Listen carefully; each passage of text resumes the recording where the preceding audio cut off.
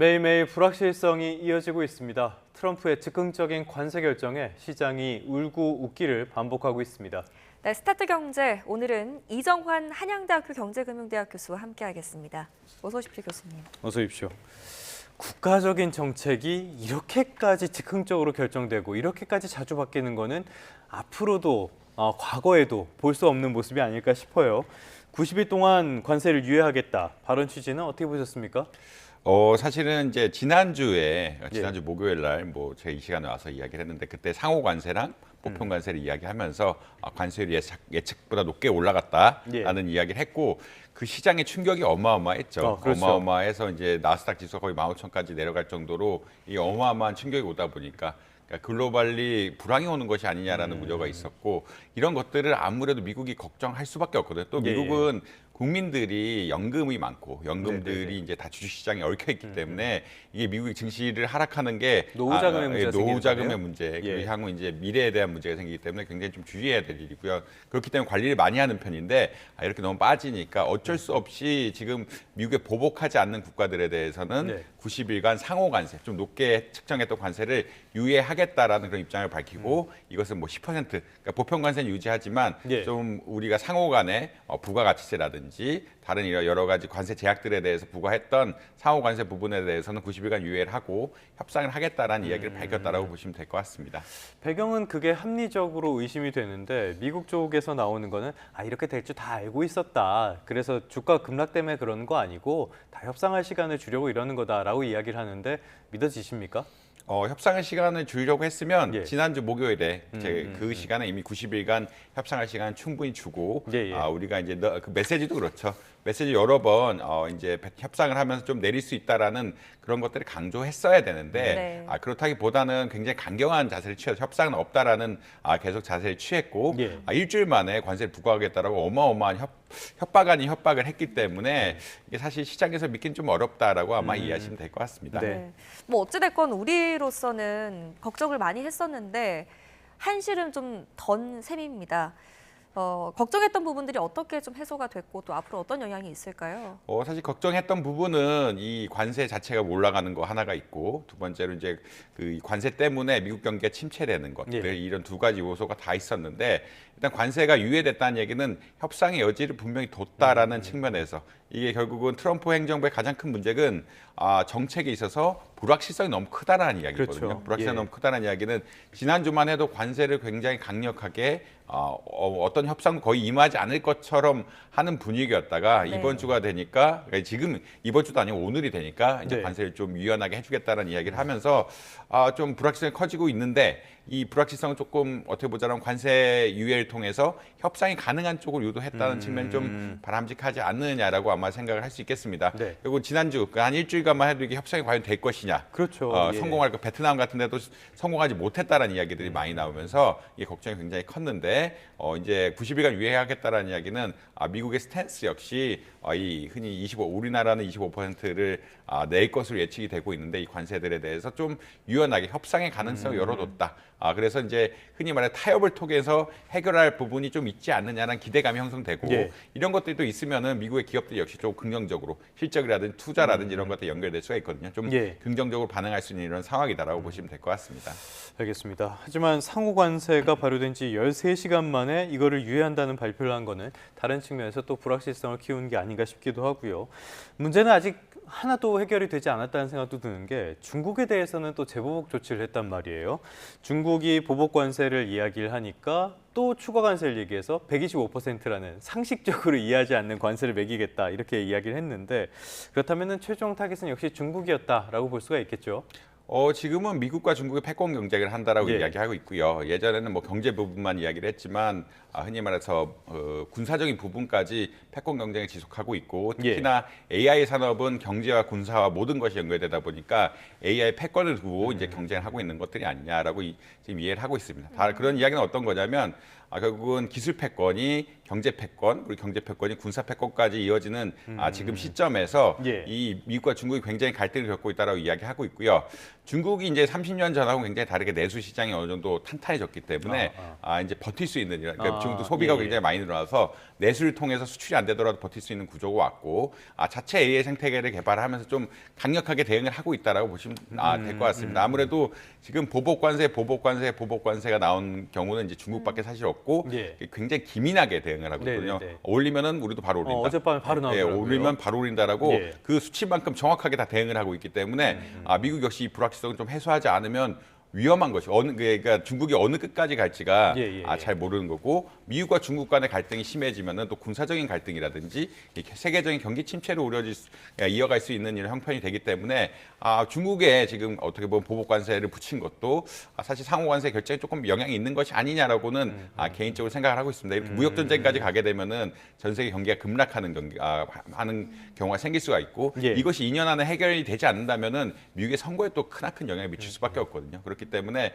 지금 뭐 속도 조절을 하고 있고 유연성을 키우고 있는 것들이 뭐 중국의 반응 역시 어느 정도는 역할을 하고 있다. 즉각적으로 오르는 거는 거의 없는데 진짜 하루 만에 다 보복 관세 매기고 있다라고 보시면 될 것 같습니다. 네, 어제 시진핑 발언 중에 하나 좀 짚어볼게요.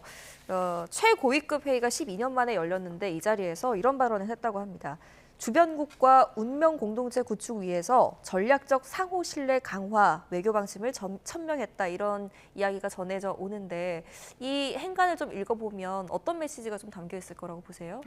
사실 이제 최근에 이 관세 문제에 대해서 외교안보 전문가들은 중국의 러브콜이 분명히 올 것이다라는 이야기를 했거든요. 한동안 한국과 중국 사이가 굉장히 경색이 되어 있었는데 그렇죠. 이제 중국이 같이 대응을 하려고 하면은 그 중국 자체는 보복 관세를 할 수밖에 없는 사실 상황이기도 해서 여기서 물러나게 되면 시진핑 현 주석이 정치적인 타격을 입을 수도 있는 이런 상황이기 때문에 물러날 수 없을 거를 예측하고 물러나지 않는다면은 한중 그리고 혹은 한일중 그다음에 혹은 EU까지 연결되는 네트워크를 구성해서 미국에 연결하지 않을까라는 의견이 나왔고 이미 약간 러브콜을 보냈다라고 보시면 이게 신호를 보내고 우리가 협상을 하겠다라는 이야기를 하는 게 아니냐라는 그런 의견들이 나올 수밖에 없고 이미 사실 예측하고 있습니다. 이미 어느 정도는 중국에서 러브콜을 보내지 않으면 이제 미국에 대응할 수가 없으니까 이 러브콜을 보낼 거라고 생각을 하고 있고 이것에 대해서 우리가 한중 혹은 한일중이 어떻게 협상하느냐 그리고 이것을 가지고 미국과 어떻게 대응하느냐가 사실 뭐 굉장히 중요한 이슈가 될 거다. 그리고 EU까지 연합하는 이런 다양한 뭐 방안들이 연계되고 있긴 하다라고 아마 보시면 될 것 같습니다. 미국과 중국이 강대강 대치를 이어가고 여기에 유럽까지 참전을 하게 된다면은 전 세계 교역 자체가 굉장히 큰 타격을 받을 것 같아요. 이게 미국 경제, 중국 경제 양쪽에 다 큰 타격이 될 것 같은데 어떻게 보십니까? 당연히 양쪽 다 큰 타격이라 보실 수 있을 것 같고요. 지금 보복 관세를 매기는 지역들이 EU하고 중국이거든요. 그러니까 중국이 세계 2위의 내수고요. EU가 세계 3위의 내수 국가존들인데 영국까지 하면 좀 더 커질 수 있고요. 그렇다는 이야기는 어떤 거냐면 내수가 되는 나라들은 우리 그 자체 공급망을 유지하면서 이런 이슈가 또 생길 수 있어요. 이게 한번 어떻게 보면 관세 전쟁이 미국의 승리로 끝난다 이런 시나리오가 발생하면은 다음에도 또 문제가 될 수 있기 때문에 내수가 있는 국가들은 자기네 이제 공급망을 유도하려는 이제 어떤 전략적인 목표라든지 이런 것들이 생길 수밖에 없는 이런 상황이고요. 그렇기 때문에 아마 계속적으로 이게 관세 전쟁이 진다라는 의미로 가지는 않을 것이다. 재정 정책을 늘리거나 투자를 늘리거나 이런 식으로 접근하면서 나중에 이런 리스크가 생기면은 국가에 또 피해가 오고 그러면 그 국가에 피해 온 것이 정치적으로 준비를 안 했느냐라는 이슈랑 계속 연결될 수밖에 없기 때문에 이런 단순히 경제적인 문제, 경제적으로 한 해도에 손해 보는 것이 아니라 우리가 이런 외교 관계라는 것은 보통 게임으로 분석할 때 여러 번 한다. 그러니까 반복적인 게임이라고 반복 혹은 동적인 게임이라고 생각을 하고 있는데 이런 것들이 반영이 되면서 쉽사리 아마 관세를 꺾지는 않을 것이다. 보복을 하면 보복을 하는 거고 협상을 하면 협상을 하는 거지 이게 같이 갈 거다라는 예측이 조금 더 많은 것 같다. 이게 결국은 이게 경제 논리는 아니고 이런 정치적인 논리, 그다음에 외교적인 논리 이런 것들에 따라서 움직이고 있는 상황이다라고 아마 이해하시면 될 것 같습니다. 최근에 독일이 재정 지출을 늘리고 좌우 대연정하고 이런 것도 다 비슷한 맥락이라고 보면 될까요? 아무래도 독일의 경우 이제 군비 지출 같은 것들이 한동안 막혀 있었는데 이번에 어떻게 보면 좀 뚫어졌다라는 의견들도 있거든요. 그래서 독일은 나치 전범국으로서 미국 그 EU 내에서 군사력을 기르는 게 굉장히 어려웠는데 이번에 사실 미국이 좀 도와줬다는 의견도 의견도 예, 있습니다. 예. 예, 그런 의견들도 있다라고 할 정도로 뭐 독일 측에서 이런 것들 바탕으로 해서 좀 적극적으로 경제 개발, 공급망 개발 같은 것을 나설 것이다라고 예측하면 될 것 같습니다. 네. 이게 또 중국이 가지고 있는 대응 카드 중에 하나가 이제 위안화의 가치를 낮춰서 미 관세에 대응하는 방법이 하나가 있을 텐데 이렇게 되면 환율 전쟁도 본격화하는 겁니까? 근데 이제 환율 전쟁 본격화하기 좀 뭐 어렵다고 생각하는 분들이 많고 물론 이제 예. 그 위안화가 약해지면은 관세 효과를 상쇄하는 효과. 그러니까 워낙 그러니까 그 흔히 말하는 위안화 대비 달러의 가치가 좀 세지면서 네. 수출 경쟁력이 생기는 결과가 낮긴 하는데 지금 관세율 수준 자체가 네. 120%가 125% 네. 이야기를 하고 있죠. 그런 예. 이야기는 어떤 거냐면 거의 그 절하를 반으로 해야 된다라는 이야기인데 그 정도로 가면은 중국의 어떤 내수 시장이라든지 수출 시장이라든지 모든 게 타격을 입을 수밖에 없기 때문에 그렇게는 하지 못한다. 중국도 수입을 해야 되는데 뭐 고기 같은 것도 많이 수입을 하고 이런 상황인데 수입 물가가 더 올라가는 것도 당연시하고 예. 이런 부작용들이 있기 때문에 이제 물론 효과를 일부 낮추는 그러니까 이제 관세가 뭐 100% 가면은 효과를 뭐 2, 3% 낮추는 효과는 있겠지만 이걸 환율 전쟁을 통해서 해결할 거 같지는 뭐 않다라는 게 개인적인 의견. 워낙 이제 관세 수준에 비해서 환율이 변할 수 있는 부분들은 작기 때문에 네. 그 정도로 가지는 않을 것 같다. 물론 이제 효과를 좀 축소시키는 영향을 발휘할 것이다라고는 아마 이해하시면 될 것 같습니다. 알겠습니다. 어찌됐건 트럼프발 관세 전쟁 본격화되면서 이 불똥이 우리한테 너무 많이 튀는 것 같아요. 환율이라든지 이런 것들도 굉장히 불안한 상태. 어저께는 거의 1,500원을 위협하는 상황까지 갔었단 말이에요. 계속 이런 고행진이 이어질 것이라고 보십니까? 사실 이제 불확실성이 생기게 되면은 우리나라와 같이 이제 기축통화국들이 아닌 통화에 있어서는 환율이 조금 올라가는 경향, 그러니까 통화 약해지는 경향들은 분명히 있다라고 보시면 될 것 같고요. 또 이제 경기 침체가 올 수 있는데 국채 금리가 상승하면서 경기 침체가 오는 그러니까 미국의 국채 금리입니다. 제가 말씀드린 거는 미국의 금리가 상승하면서 올 수 있는 불황이 예견되면은 또 미국의 금리가 아무래도 높다 보니까 지금 관세가 올라가게 되면은 인플레이션율이 올라가고 인플레이션 올라가게 되면은 미국 국채 금리가 또 올라가게 되는 현상들이 발생하면서 흔히 말하는 원하고 달러의 금리 차이가 심해지면서 원 달러의 상승 압력이 조금 생길 수가 있거든요. 그리고 그런 두 가지 요소들이 작용을 하고 있고 또 경기가 불황이 오면 아무래도 안전자산인 달러에 대한 수요까지 늘 가능성이 있기 때문에 환율이 좀 올라갈 가능성은 분명히 있다. 근데 그럼에도 불구하고 관세 문제가 좀 해결이 된다라고 하면은 어제 최고점은 좀 낮게 떨어졌는데 이런 불확실성이 해소된다라고 하면은 원 달러 환율 역시 아무래도 좀 안정되는 경향이다. 우리나라의 정치적 리스크가 일부 해소가 됐기 때문에 안정되는 방향으로 갈 수도 있다라고 말씀드릴 수 있겠습니다. 네, 결국 미국과의 협상을 잘 해야 할 텐데 어떤 전략을 가지고 협상 테이블에 앉아야 한다고 보십니까? 지금 나오는 것은 미국이 요청하는 것은 패키지들이죠. 네. 원스톱 쇼핑이란 말까지 원스톱 하더라고요. 쇼핑인데 패키지 딜이라는 것은 한꺼번에 우리가 내줄 걸 내주고 미국에서 받아올 걸 받아오자라고 하는 건데 미국이 이렇게 주장하는 거는 다 이유가 있겠죠. 자기에게 가장 좋은 정책이니까 그렇다고 보시면 될 것 같고 패키지 딜이라는 것은 기본적으로 우리가 줄 거를 다 보여주고 남한테 이제 받아온다는 전략인데 줄 거를 보여주는 순간 당연히 더 달라고 할 겁니다.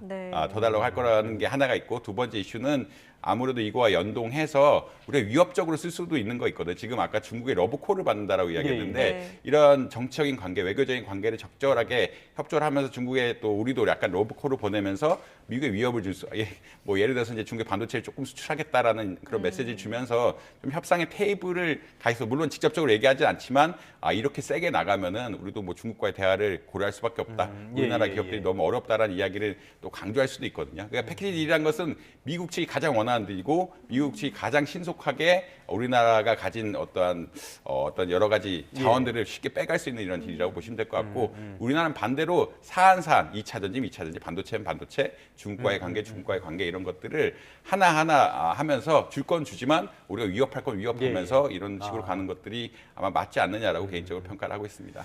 알겠습니다. 시장 상황도 한번 살펴보도록 할까요? 간밤에 뉴욕 증시가 급등을 했습니다. 트럼프 한마디에 급락과 급등을 오가는 걸 보면은 뉴욕 증시도 굉장히 비정상적인 상황이 됐다라는 생각이 드는데 대응이 쉽지가 않을 것 같아요. 어떻게 보십니까? 일단 지금 관세와 불확실성이 가장 큰 이슈라고 보시면 될 것 같고요. 아무래도 이제 관세 정책에 대한 그 사실 예전에 기대감들이 있었는데 일단 관세 수준이 낮을 것이다. 그리고 관세를 협상용 카드로 쓸 것이다라는 그런 기대감들이 분명히 있었는데 그 지난주 목요일에 이런 사건들은 이런 두 가지 견해 다 어떻게 보면 흐트러트리는 사건이었거든요. 관세가 높은 수준으로 갈 것이다. 관세가 경직적으로 갈 수도 있다. 그 협상의 여지가 없다라는 이런 이야기들을 하면서 좀 길게 갈 수가 있는 거였는데 그렇기 때문에 시장의 기대들이 모든 것이 다 무너졌기 때문에 네. 이것을 좀 회복하는데 시간이 좀 걸리고 예를 따라서 관세라면 관세 뉴스에 대해서 불확실성이라면 불확실성 뉴스에 대해서 좀 해결하기 어려운 그러니까 이게 조금 불확실 계속 남아 있는 이런 상황들이라고 아마 이해하시면 될 것 같습니다. 네, 간략하게 또 우리 증시 상황 한번 살펴보겠습니다. 어제 이제 연이어 파랗게 질렸던 우리 증시 오늘 어떻게 전망하십니까? 사실 어제 2,200까지 떨어졌는데 그렇죠. 2,200은 거의 그러니까 그 코로나19 끝나고 고금리가 왔을 때 거의 최저점 수준이라고 아마 보시면 될 것 같고요. 그래서 오늘 아무래도 우리나라 역시 이제 관세 긍정적인 영향을 받을 수밖에 없기 때문에 호재가 될 것은 분명하다라고 아마 이해하시면 될 것 같습니다. 지금 많이 떨어진 것도 있고 예. 2,200까지 갔으면은 지금 한 10년간 봤을 때 굉장히 저점으로 가고 있는 상황들이기 때문에 주식 시장에서 좀 사려는 의지는 분명히 있을 것이다. 그렇지만 불확실성이 굉장히 크다라고 아마 이해하시면 될 것 같습니다. 알겠습니다. 불확실성이 크기 때문에 아직까지는 공격적으로 시장에 접근할 그런 상황까지는 아닌 것 같습니다. 오늘은 이정화 한양대학교 경제금융대학 교수와 함께 트럼프 관세 정책에 대한 이야기 나눠봤습니다. 오늘 말씀 고맙습니다. 잘 들었습니다.